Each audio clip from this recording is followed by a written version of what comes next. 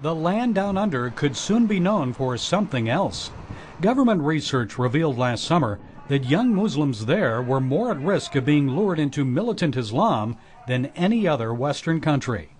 When he was Prime Minister, John Howard took a combative stance against radical Islam and urged Aussies to remain vigilant against incendiary outbursts like these by Sheikh Fez Mohammed, formerly of the Global Islamic Youth Center near Sydney. We want to have children and offer them as soldiers defending Islam. Teach him this, that there is nothing more beloved to me than wanting to die as a mujahid. That got Howard's attention, as did others concerning the treatment of women. The leading Islamic cleric of Sydney, former Grand Mufti Sheikh Taj Din Al Hilali, suggested that an Australian rape victim deserved her attack because she left her home without covering her head. He said, quote, "Uncovered meat is the problem." Some Muslim community leaders expressed outrage at Hilali's remarks, but that didn't stop the Sheikh from voicing contempt for Australians and their culture. The most dishonest and unjust people are Western people, and the English in particular. Listen to me. Anglo-Saxons came to Australia in chains, while we Muslims paid our way and came in freedom. We are more Australian than them. People leave their home countries because they think Australia is a better place to live in. And unfortunately, what happens right now is people who come here try to change this country to the place where they come from. Pastor Danny Nalya moved to Australia from the Middle East 10 years ago. I think the immigration policy has to be tightened to get people understanding that people who come here should adapt to the country and become part of Australia. The Australian government took steps to do just that. Last year, it began requiring a 20-question test for people applying for citizenship. It remains to be seen if new Prime Minister Kevin Rudd will continue or expand the tougher immigration policy.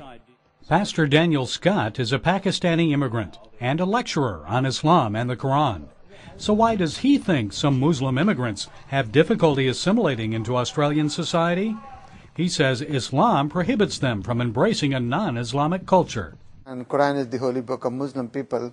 In Surah 3 verse 28, that Muslims should not befriend non-Muslim. And it says, Allah says that if they will befriend non-Muslim, Allah will cut them off from himself. Scott suggests that can lead to Islamic enclaves, isolated neighborhoods and communities within a secular society. They become potential breeding grounds for Islamic extremism. They're places where lessons of hatred and anti-Semitism for Muslim youth can flourish, like these comments, again from Sheikh Fez Mohammed. This preacher will say, "Oh Muslim, behind me is the Jew, come and kill him." All of them. Every single one of them. Those remarks came of no surprise to Scott. Surah 98 verse 6, it says, people of the book, that means Jews and Christians, are Shar al-Baraya, the most wicked, the most evil of all creatures. So what do Muslims think of their treatment in Australian society? This is one of the largest mosques in the Melbourne area. We talked to one of the head imams. He wouldn't appear on camera, but off camera he told us that the Muslims here are non-political. We don't get involved in politics here. Not at all. But this young Muslim approached us to offer his opinion.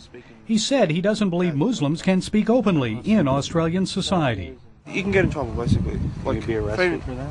It depends what you say and who you stand up for, you know? Yeah. Like, a simple example, the war between Israel and Hezbollah. Our discussion was interrupted by a mosque elder who took the young man inside for prayer.